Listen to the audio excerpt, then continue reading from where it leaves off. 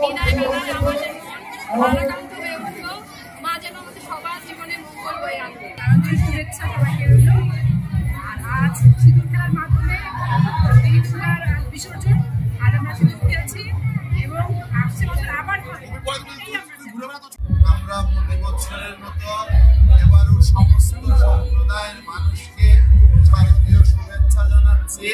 এই দুর্গোৎসবের মহা বিজয়া দশমীর দিনে আমাদের যে মহাষষ্ঠীর মাধ্যমে পূজা শুরু হয়েছিল, সেটি আজকে বিজয় দশমীর মাধ্যমে আজকের এই পূজা উদযাপনের সমাপ্তি হবে অত্যন্ত সুন্দর পরিবেশে।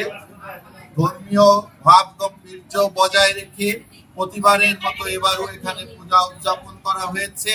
সমস্ত মা বোনেরা এসে এখানে প্রতিদিন পূজা মণ্ডপে এসে আরতি, সন্ধ্যা আরতি দিয়েছেন, পূজা মণ্ডপে এসে অঞ্জলি দিয়েছেন, প্রসাদ গ্রহণ করেছেন। সবাই আনন্দকে আমরা সমান ভাগে ভাগ করে নিয়েছি।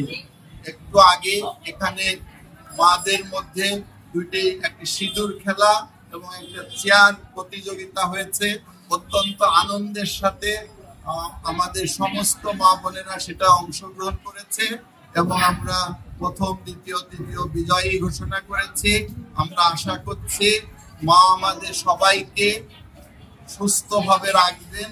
আগামী দিনে যেন আমরা সুন্দরভাবে এই পূজা উদযাপনের সমাপ্তি করে আমরা সুন্দরের পথে আগামী বাংলাদেশ গড়ার প্রত্যয়ে আমরা এগিয়ে দিয়ে যেতে পারি।